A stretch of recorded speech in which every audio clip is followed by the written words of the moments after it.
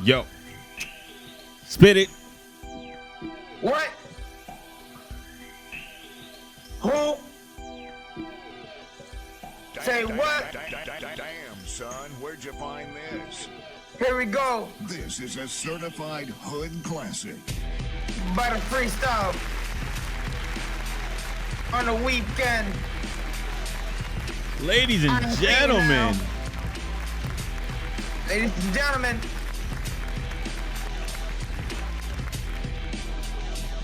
We back. We back. What up? It's your boy Sinfanta. And it's not anymore the boss of the Brave Hearts. How was everybody's week?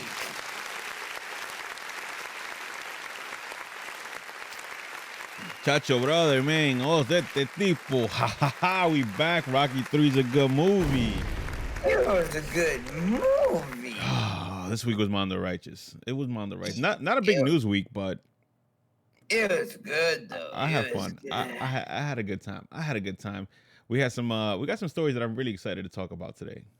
Some cool stuff. Oh, please hit them with me. So normally, guys, I'm usually on board, but I am blindsided this time. So you're gonna hear me be blindsided all the time. Let's jump into this. Sin looking like Johnny Sasaki from freaking Metal Gear over here. What are you doing over there? You know what? You can bite me, but before we jump into the news, tell me, are you ready to talk about the meme wars? No, we're not talking. No. Come on. No, God. No. No, God, please, no. No. No. All right. We're not talking about the meme wars. Those are dark times. What we are going to talk about is telling everybody to leave us a review on Apple. I went to Apple and I checked. I think we only got like one review. What are you guys doing? Why you guys don't care about us? I don't understand because we're getting some decent views on YouTube now all of a sudden. Thank you, guys. Thank you. Yeah, our last video did pretty well. I think it's because of the jiggle physics. Pyra and Mifra's boobs helped our podcast. But listen, guys, please leave a review, like, and subscribe. It helps us immensely. Yeah, especially if you're a listener, not a viewer. If you're listening on Apple and Spotify, do something. Like, comment, review, all that jazz. If you're watching on YouTube, then, say something corny. Make fun of us. Somebody said that, when did Angry Joe lose his eye? Bro, I'm not Angry Joe. I'm Angry Marv, bro. Get it right. None of Marv. Boss of the Brave Hearts, all right, baby boy? All right. Get it straight. Subscribe. Subscribe to survive because the end is nigh. Drop a bomb. And then if you subscribe, that means that it reverbs. Yes, it does. It does reverb. Okay. It does reverb. Bro, let's kick this off. Let's go into high gear. We got a new Ninja Turtles game announced with a trailer. Some awesome looking animation in the cutscene at least. Well, in the game too, it looked really good. New team in T game. It's called Shredder's Revenge. They got you got to give them credit for the title, right? I mean, Shredder's Revenge. They were literally in that round table like, all right, guys, we need an actual good title. What are we gonna call this? But I am really hyped for this. The animation in the trailer looks a lot like an updated version of the 1980s Ninja Turtles, which is my favorite Ninja Turtle design as far as cartoons go. They have April with the yellow jumpsuit. They got Bebop and Rocksteady looking like 1980s gangsters. Shredder looks like a can opener, like he should. At least that's my favorite design of Shredder, when he looks like a freaking cheese grater or whatever. April working at the news station, and Master Splinter being a brown rat. Now, this game is being developed, if I'm not mistaken, it's being developed by Emu, I think that's how you pronounce it, who recently worked on the Streets of Rage 4 game on the Switch. Well, it's on everything, I guess, which was really good. I don't know if you guys ever played Streets of Rage 4. If you like old school beat 'em ups with an updated art style, that is a game to play. I also heard that they poached over some developers from Ubisoft, specifically developers that worked on the Scott Pilgrim beat 'em up game that just recently got re-released. So the game has a more pixel art look than Streets of Rage 4. It's more pixel art, but it's definitely updated pixel arts. If you scan through the trailer real quick, Sin, and you look at the character sprites, they're pixelated, but they definitely have a lot of detail. They have really, really cool looking animation. I think even in their running, when you look at the characters running on the screen, they all move at their own different pace and speed and have a different running animation per turtle. It's 4 players. It looks amazing. I don't know. It looks amazing. I'm hyped for this, bro. I'm hyped for this. Okay, so the one thing I will say is that if they do got people that worked on the Scott Pilgrim game, then I have high expectations. And the one thing that I feel like people don't give enough credit to is the fact that 2D platforming games have made a comeback hard, and they tend to be as fun as they used to be, if not more fun than some of the 3D platforming games. 2D beat 'em up. You mean it's a beat 'em up game? 2D beat 'em up. Sorry, it's not a platformer. It's Final Fight, Streets of Rage style beat 'em up, kind of like the old Ninja Turtles game, like Turtles in Time and the arcade Ninja Turtles games. You can throw people at the screen again. 4 players. I mean, this looks awesome, bro. I'm really hyped for this. I like the art style. I like the turtles having an updated 80s look to them. I don't know. This just looks good overall to me. I like Emu, the games they've made thus far. I think they even remade some of the Final Fantasy games, or ported them to modern consoles. I might be wrong about that, but I think so. I think I saw their logo in the Final Fantasy 7 port for Steam. But either way, I'm hyped for this. Shout out to Shredder's Revenge, Ninja Turtles. I don't have a release date in front of me. I don't know if they had announced. Let me see the end of the trailer and see if there's a release date in the trailer. Not seeing a release date in the trailer. They got the Nickelodeon logo on there too. So this is officially a licensed game. It looks good. It looks good. I wish Ninja Turtles looked like this on TV. I wish that the new TV show would look like this, because this is a really good art style, really reminiscent of the 80s, but a little more updated so that they're not just different colors. They have different personalities in the art style. So yeah, exactly. Where it's not just we're just throwing it together to make a quick buck. No, we're actually making something that is going to be worthwhile. They put their heart into it. It looks like they're putting their heart into it. And the game's not out yet, so I couldn't tell you specifically if it's good or bad, but I'm hyped for what I see thus far. I like it. I like it a lot. I'm enjoying the artwork. Yeah, it's 80s. It's the 80s Ninja Turtles look, but a little more updated. The lighting looks good. Everything looks good. I don't know. I'm hyped. Next up, we got a teaser image for the Resident Evil Netflix series, which has probably the worst name of any any freaking thing I've ever. No, I mean, video games having bad names is a thing. It's always been a thing. But this one's called Resident Evil Infinite Darkness. Okay. I guess they released this teaser image saying that it's coming 2021. No solid date yet, but the big news here is that they have the voice actors from the recent Resident Evil 2 remake doing the character voices in the show or movie. I think this is a movie. Is it essentially just a rehash, or what kind of? No, it's a new story. It says that the zombies are coming to the White House. So I guess this is going to take place in Washington D.C. and they're going to be protecting the president. We have Nick Apostolides coming back as Leon and Stephanie Pancello as Claire. I'm sorry if I butchered those names, but they were the voice actors for Leon and Claire in the Resident Evil 2 remake, and now they're taking over in this show or / movie as well. But I don't think they stood out too much in the game. I think in the game they were supposed to be kind of more human and more realistic, so that the voice acting wasn't really anything special. It wasn't bad, but it just was standard, modern voice acting, I guess you can say. There was nothing particularly special about it.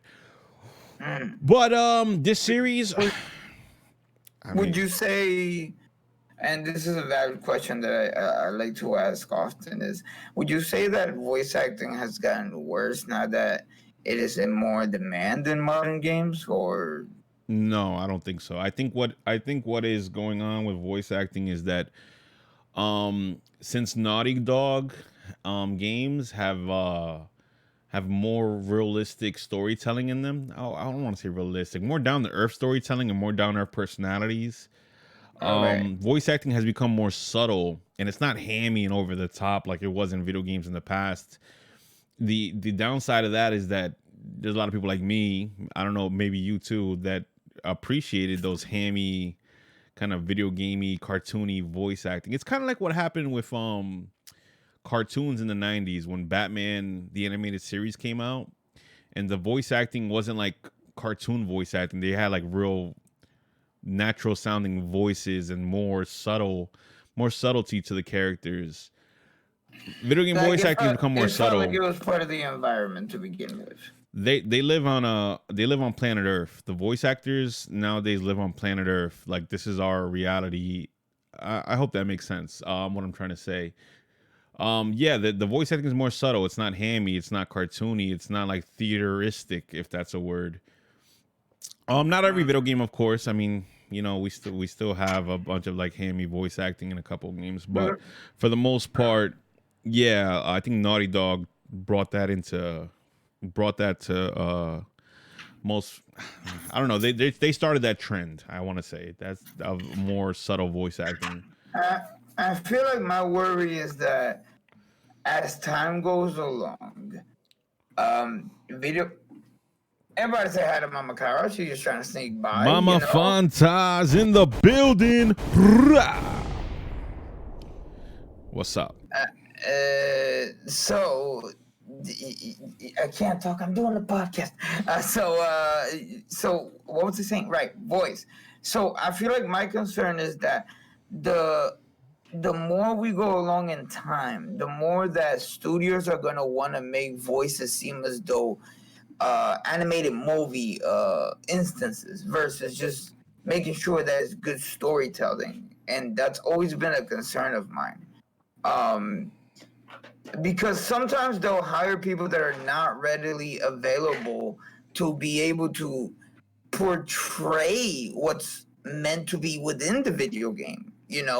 I don't know if I'm explaining myself properly, but there's been times, for example, like Xenoblade, where the voice actors just seem out of pocket, out of place. And so I'm hoping like in the future they pick people that are more suited to portray the mood inside the video game.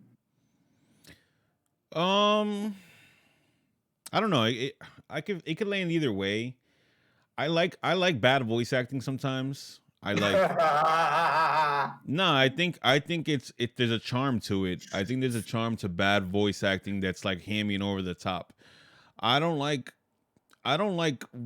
normal sounding voice acting when they're trying to be subtle and more realistic, because that's usually like a AAA game thing. Like you see that in like God of War, the more recent one, as opposed to like God of War 1, 2, and 3, where like the voice acting is so over the top. I think it's a trend. I think it's just a trend. I think things that are in style right now, I think they go back and forth between being super realistic to being super hammy and corny. So I mean, it can land either way. In the case of Xenoblade, it's an anime JRPG, so it's the voice acting. It's probably gonna be bad in most of those kind of games. I don't think there's a single anime JRPG that has good voice acting. But the charm for me is the bad voice acting sometimes. Like the original Resident Evil games, they had horrible voice acting. But if you don't hear that Jill Sandwich thing at least once every couple months, I mean, you're not living on planet Earth then. You're not a gamer if you don't hear that Jill Sandwich shit. I'm pretty sure you didn't play through the Xenoblade series, but I think one of the worst voice act. By the way, the voice acting in Xenoblade was great, but in the beginning, you can tell when the character, the people weren't used to it, and the protagonist in one part was just screaming the other protagonist's name, and he was like, "Pyro!"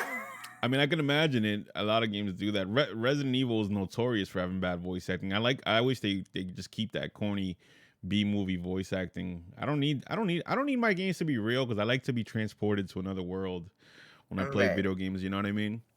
Right. But that's just me. You know what I'm saying? I don't know. I'm sure not every game should be like that. Not every game should be the same or have the same kind of Yeah. voice acting. Yeah. But moving forward, we got news that the Nintendo Switch has surpassed the DS's lifetime sales in the United States of America.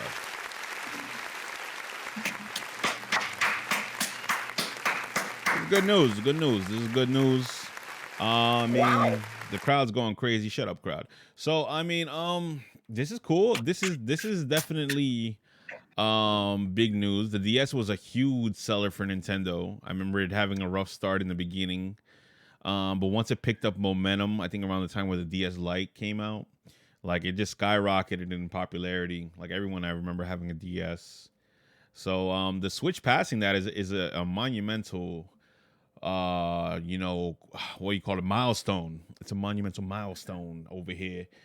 As far as like Nintendo sales go, it still hasn't passed the Wii, I don't think, which is probably Nintendo's best selling console of all time. But I think it's on track to getting there. Maybe not. I don't know. It's 4 years already.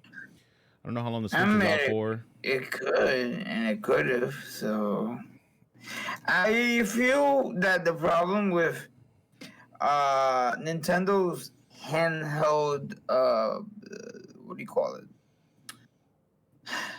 Their 3DS lineup or their DS lineup, Game Boy lineup, whatever. It's going to have to fuse with Nintendo Switch. I think that's no longer going to be a future endeavor that they're going to Yeah, pursue. isn't that already what they've done? Because they merged their development teams between handheld and console. They're together now. Isn't that what the Switch is? It's a hybrid. There is no more Nintendo handheld. There is no more Nintendo consoles. It's just the hybrid.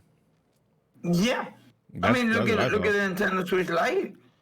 Yeah, it's the same. It's just a mini. Yeah, exactly. The fact there's a Nintendo Switch Lite, a light version of a well, you can't even play it on a console, but yeah, like I don't think they're two different things anymore. But the handhelds of the past usually sold more than the home consoles. Like the DS sold more than the GameCube, and the Game Boy sold more than the N64. So now with merging them, like yeah, like you can see that instead of having to sell two consoles to two different markets, you're selling one console to do two different markets: the handheld crowd and the home console crowd. And yeah, it should make sense that it sells more than something that was only targeting one audience before. So makes sense.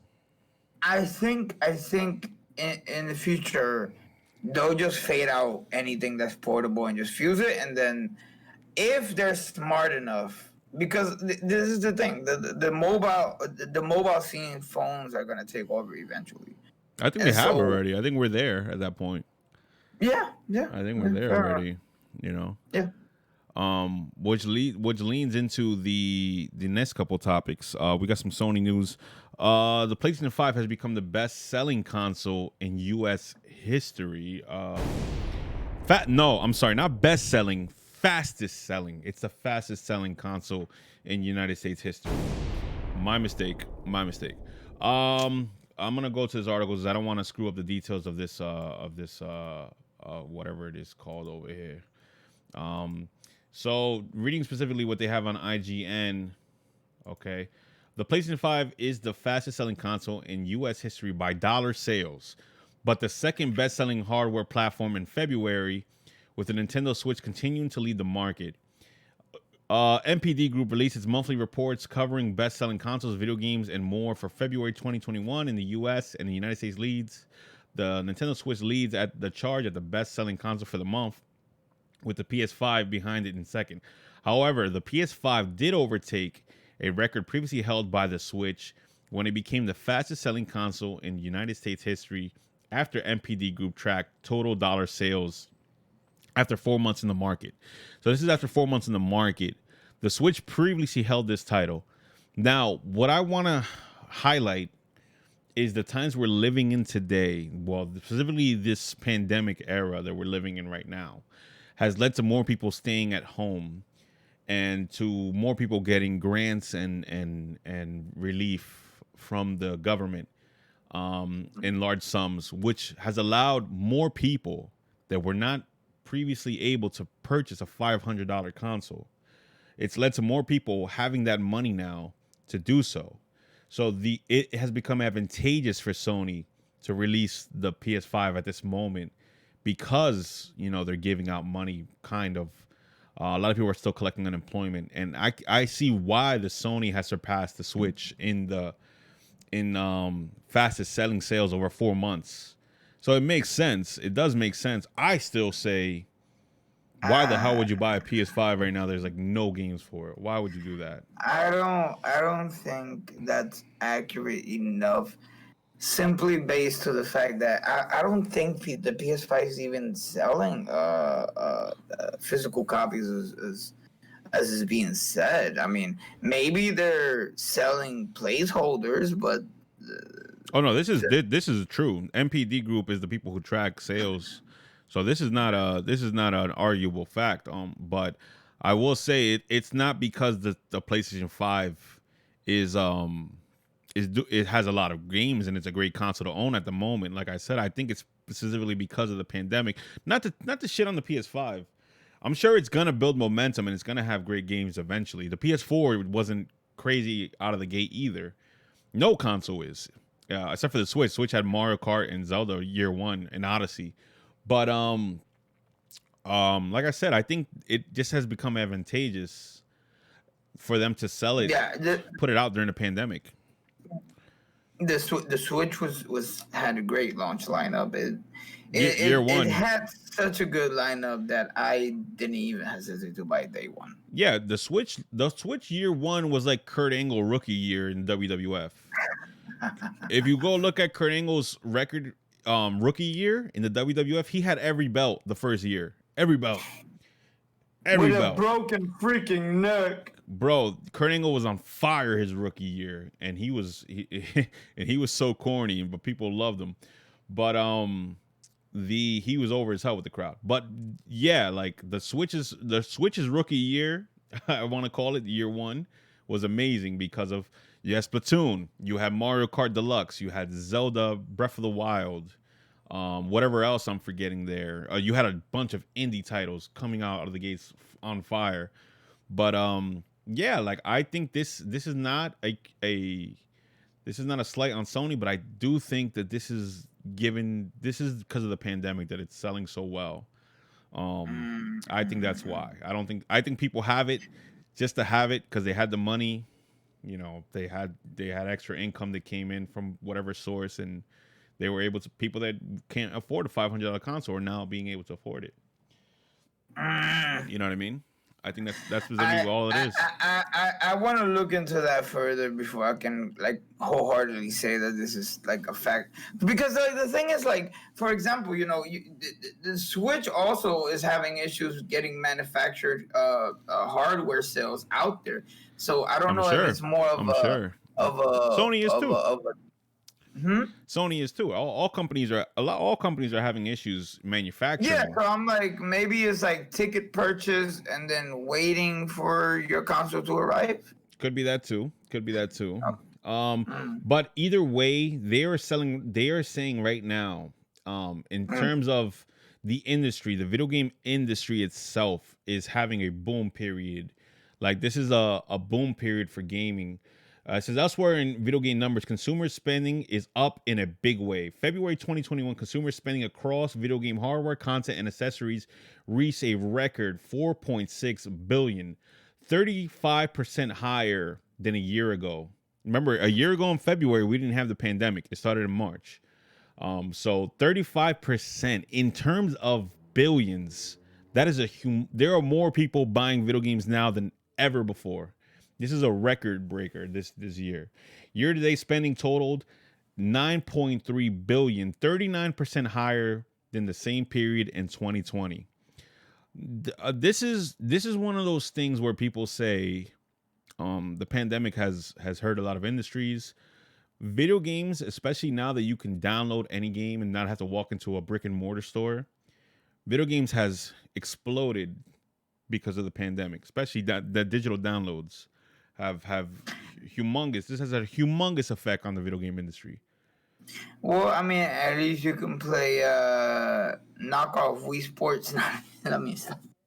Hey, finishing off, IGN says monthly sales of hardware increased by 121%. Jesus.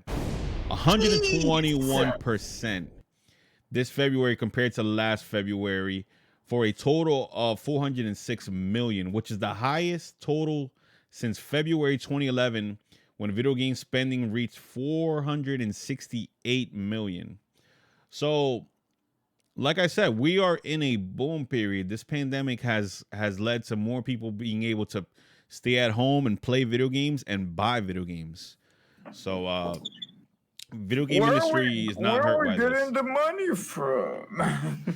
Yeah, no, video games is not something that's being hurt by the pandemic. Maybe manufacturing is being hurt, maybe development is being hurt, but as far as sales wise, what's already out in the wild, on the market and on shelves, that is selling like crazy right now. This is definitely a boom period for gaming.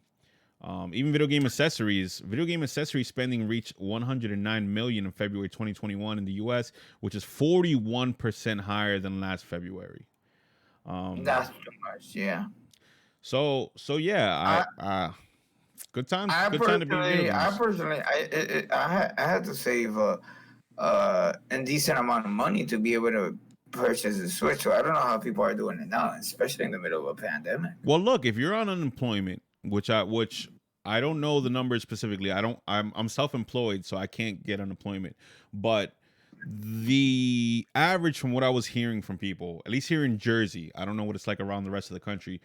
People that were working at like retail spots or whatever and getting paid minimum wage were getting up to like $600 weekly checks from the government.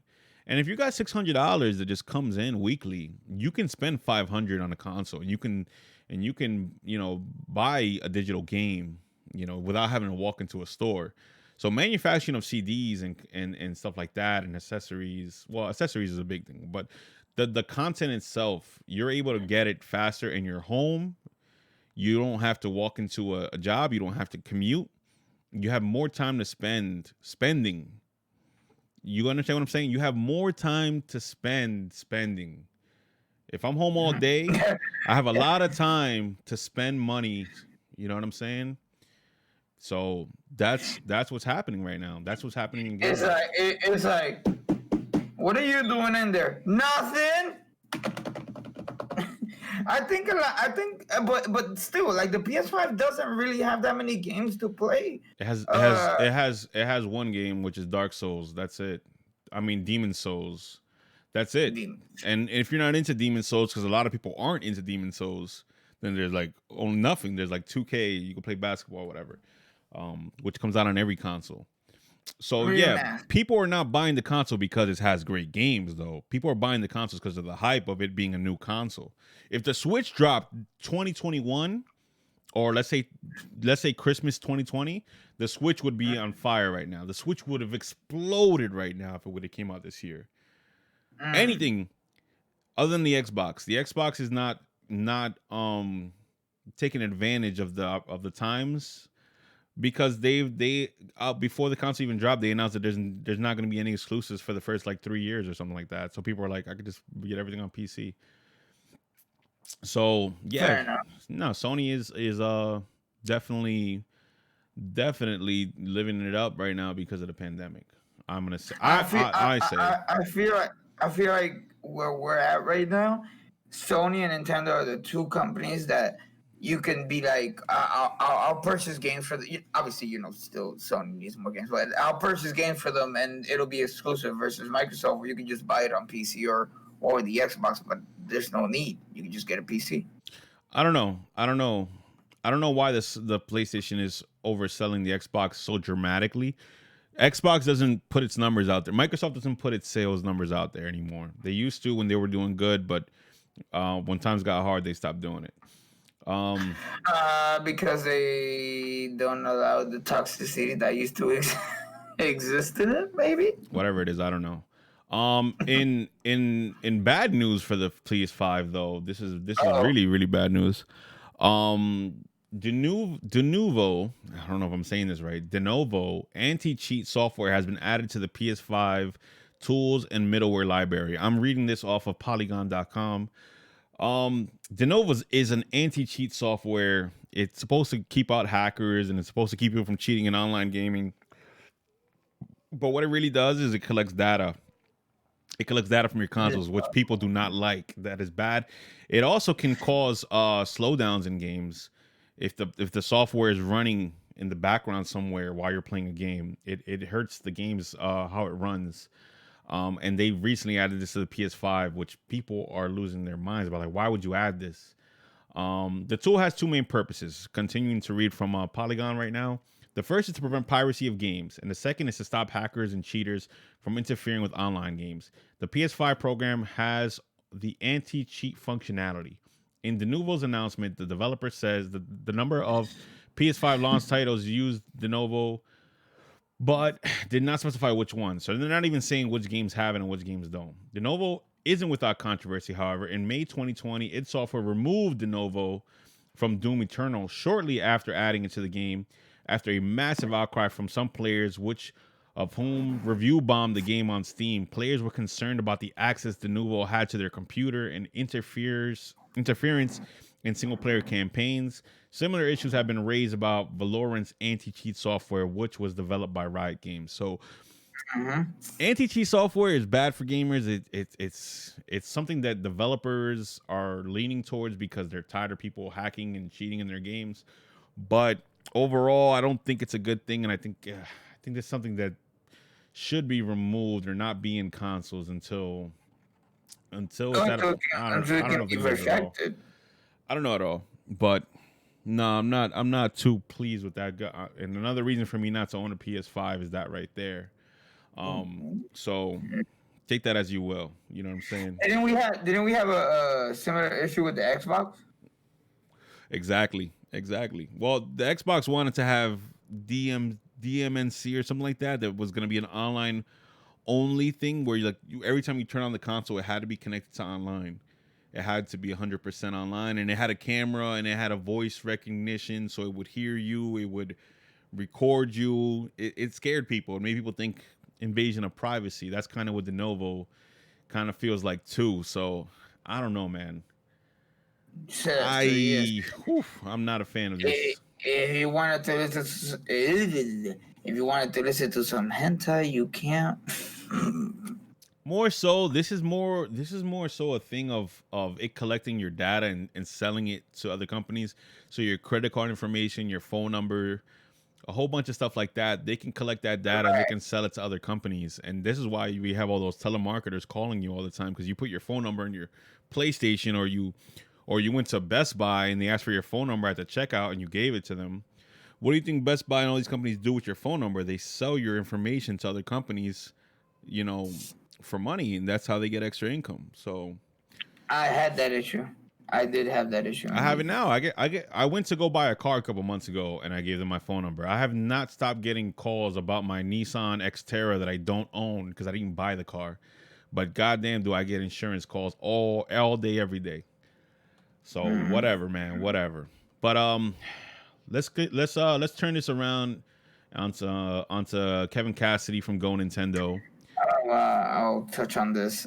So for those that don't know, a lot of us that we've been doing the podcast for a bit now, and those of us that know GoNintendo.com, GoNintendo.com has been a website that has been around for a very, very long time. And shout out to Go Nintendo, and the main person that has run it for years. His name is Kevin Cassidy, or Rami Cowboy, and he's had help over the years doing reporting of the news and whatnot, and he's made sure to try to keep keep the website relatively ad free. A little ad here and there, but I'll read from the excerpt, and it says as such. It's a message from Kevin Cassidy. Hello, everyone. This is T27 Duck, and that's somebody that has helped in the community. Unfortunately, Kevin Cassidy has been going through an emotional roller coaster over the last few days. They don't directly divulge what it is that is happening. Nikki Hill is saying that the status of things has gotten a little more you know emotional, and he's been MIA. A lot of different people are trying to support the community, and they're going into the website and keep it up and running. We don't know exact details, but I spoke with a couple people, and as far as I'm concerned, he's probably going to take a break from Go Nintendo.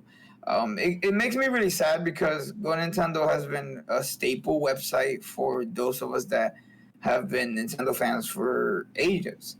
And I feel as though Kevin has been doing this for so long and hasn't taken a break at all. And unfortunately, a lot of us experience this, which is we just burn out. You do it long enough, and then you eventually just burn out. And I feel like if nothing else, if you ever hear this, Romy Cowboy, I hope that you can take a break and come back stronger than ever, because I feel as though you've just been going nonstop and you've never stopped. You just kept going. Yes, take breaks, take vacations. Rest the mind sometimes, man. Don't go into overdrive so much. We've heard this story time and time again about content creators and people like this that run websites. You got to take time for yourself once in a while, man. You gotta definitely turn the brain off a little bit and just breathe from time to time. Like, I don't knock it at all when people want to take breaks. Like, do your thing. He's gonna come back better than ever. Watch, you're gonna see. Guarantee it. Yeah, I see a lot of people are being supportive in the comments, which, Jesus Christ, they have about 142 comments and 59 upvotes. Shout out to Mom Brain as well for being supportive towards Romney Cowboy. Again, for those that don't know, the Go Nintendo website is one of the OG websites. I believe prior to even IGN, right? If I'm not. Maybe, I don't know. I started going to Go Nintendo in like high school, so which like 2004. So I know they've been around since about 2004. IGN might predate it. IGN's been around a long time. But either way, take time, breathe, recover, rejuvenate. In Zelda, sometimes you gotta use the stray fairy. You gotta go back to the base. You gotta sleep, do all that stuff, man. You know what I'm saying? Do you plan to get Skyward Sword HD for the Switch or not? You don't think I do, but I don't think I'm gonna enjoy it. I will buy it, and I will play it. I will stream it. But that is a rough game, man. That game was the structure of that game has a lot of issues, man. It has a lot of issues. The controls, or you mean like just the No, story? not the controls. Well, the controls had issues too, but that wasn't even what bothered me. What bothered me is the structure of the game. Like, there's no towns. Like, every area is like a dungeon. Like, just walking through a forest is like you got to solve puzzles there. And you can't play the game casually. Like, you have to, like, even when you fight an enemy, it's like it's like a boss fight. Like, everything is just so.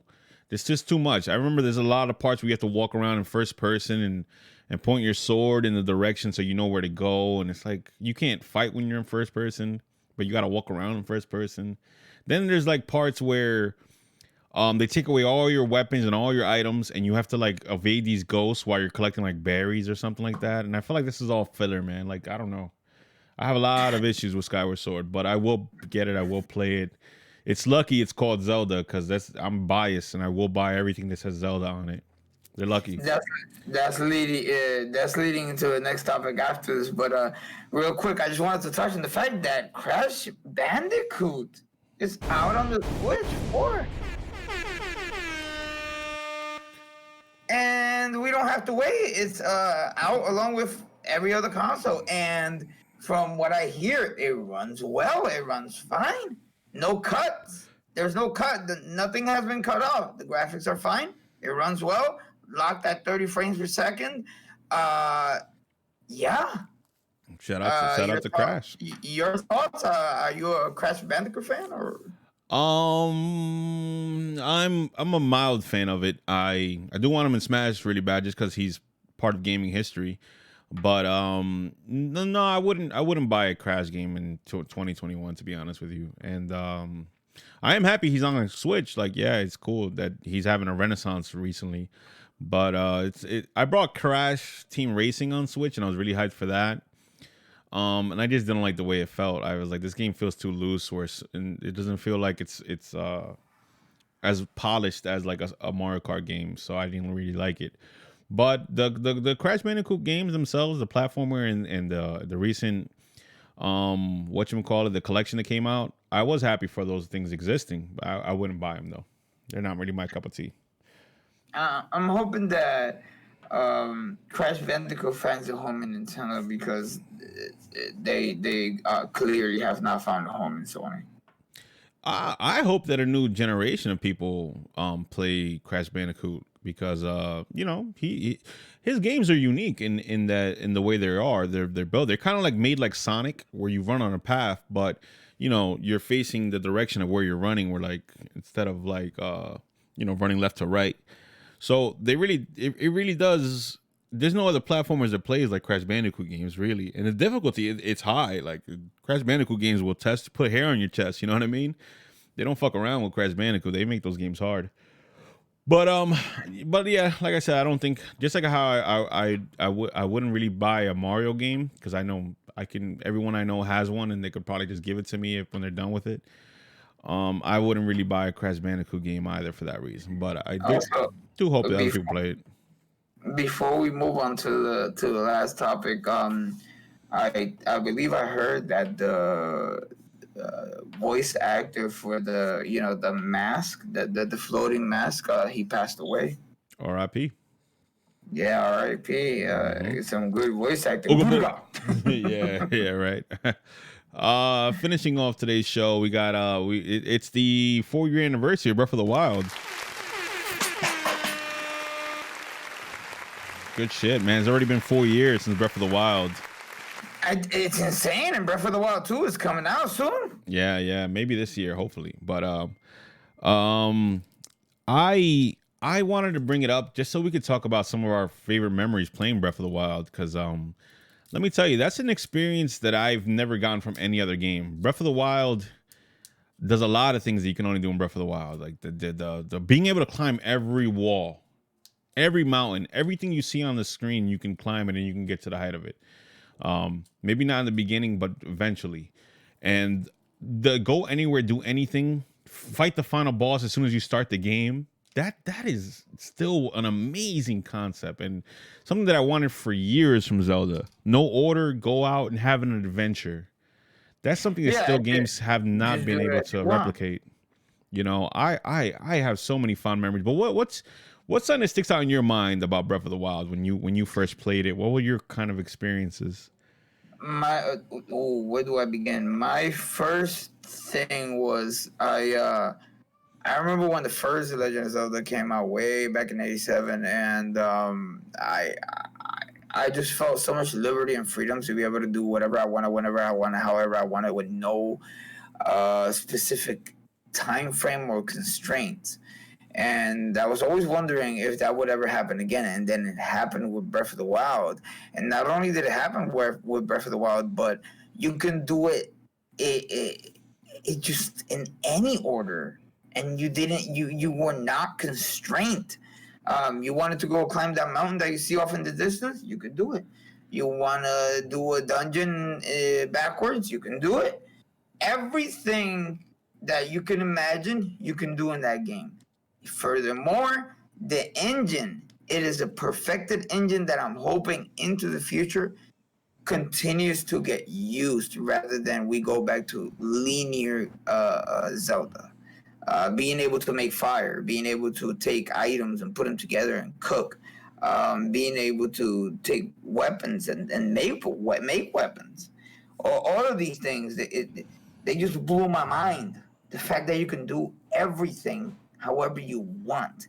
That's what comes to my mind. Yeah. So, um, well, I remember when I first got to the first dungeon I went to. I went to the bird dungeon, the great, what do they call them? The beast, whatever they call it, something like that. I didn't know that you can manipulate the way the wings are turning on the beast. You can turn them from your menu. I ended up beating that whole dungeon by just being creative and figuring out ways to push things. Because when you move the wings this way, half the stages slide in that direction. I must have skipped the text or not read it. I'm not good at reading. I'm really bad at like reading things off of screens. Dude, I got so creative. I remember figuring out things, and that's the beauty of Breath of the Wild, because of all the physics and all the things that connect, the connectivity of every item. Like anything that's metal will connect to other things that are metal. Anything that's warm will warm up things around it. It's not like a game where, all right, you could burn leaves, but the burning leaves won't have any effect on anything else. You cut down a tree, the tree will roll down. If it's on a hill, it's gonna roll down that hill. Then you can use the tree as like a bridge if you want to get across something. Everything is so interconnected, and if it's raining, if it's a thunderstorm, if you're wearing metal, like you'll get hit by lightning. It's not realistic, but it just goes to show how much thought they put into it. So yeah, I ended up being the full first dungeon without even realizing that you can manipulate the dungeon to turning and moving around. Another memory I had was the first time you fight one of the guardians at the in one of the shrines. It's like a little test of skill, it's called, or whatever like that. I ventured off. I wasn't doing story missions until late, like in my gameplay, late in the game. So I got to like the first shrine of test of strength with like 4 hearts, and I'm here trying to kill this guy. I'm like, why can't I kill him? All my items kept breaking. I was doing almost no damage. I had to retry that at least 1,000 times. Go out, find items, go back in, try to kill him. Like it was just like, it was so determined, and it wasn't the type of fight that I felt was unfair. It was a fight where I felt like I can do this. I just got to keep trying, and then eventually I did overcome it. That it's just amazing. Even when you go to a shrine, and let's say you need arrows for this shrine, you will use your other items, and you will find a way to make it work, because everything is so connected. Like there's a dungeon where you have to connect pieces of electricity with like through some type of item. But if you don't have the items to connect it, you can just take your swords, throw them on the floor, and then the electricity will hop from wherever it's connected to the swords, bounce off the swords, and then get to the other spot. That's how creative and how much liberty you have in that game, and freedom to do anything with anything. It's amazing. It's still amazing. Now later on, there is certain, dungeons where they let you know not dungeons, shrines. They let you know that you require a certain upgrade, but they were very limited those. So it's not as though it was all the time. It was very, very, very, very. Even if it's required to have like arrows, you can figure out a way to do it. There's always a way. There's always a method. I'm sure no one has entered a shrine and done things the exact same way, because there's so many. To figure something out, to figure out a puzzle, there's at least 1,000,000 different options. It's amazing. It's amazing. One of the complaints that I cannot stomach is when they go, "Oh, well, there isn't enough story," and the answer to me for that is, I don't think people realize that Breath of the Wild is meant to be the end, the wrap up of everything. There is no story left to tell other than the fact that the world has come to an end, and Link is barely on the cusp of trying to save the world. And you do get story, but it's through the means of flashbacks.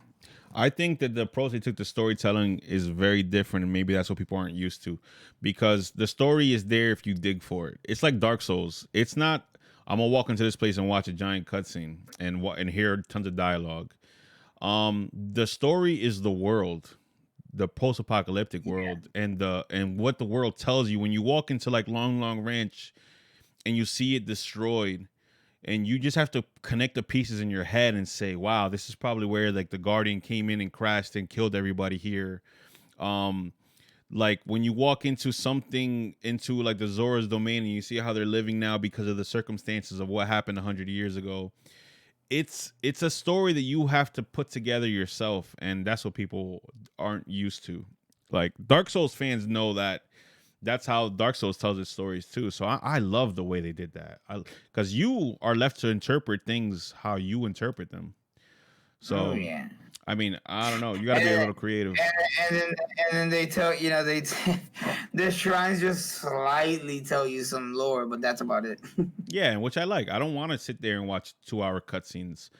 Depending on the game, like in Metal Gear, I like a lot of the story. I like a lot because the cutscenes are so over the top. But in Zelda, what do you want? You want to go around dancing around, play the Sarah song for him?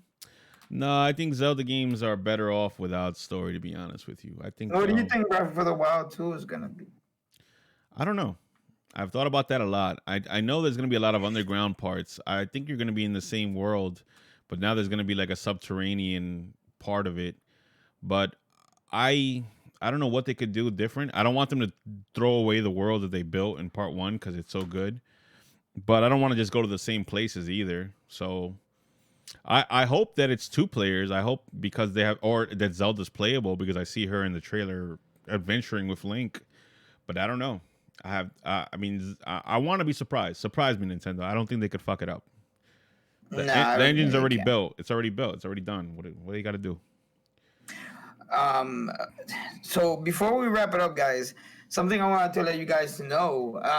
This upcoming podcast this Saturday, we'll be doing, on my behalf, we'll be doing a $20 US eShop giveaway card for those that Chacho, bro, the giveaway.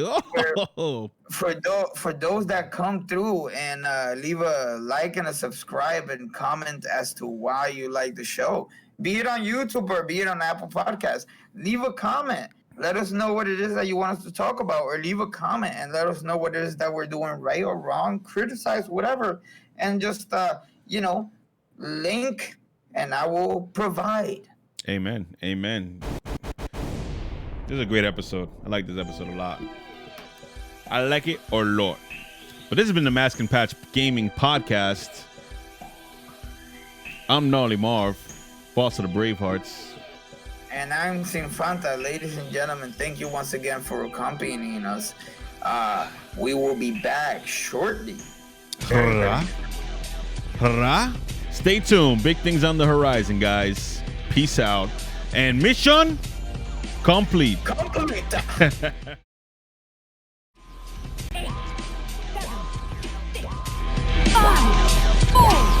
3, 2, 1, 0! We await your return, Bravehearts.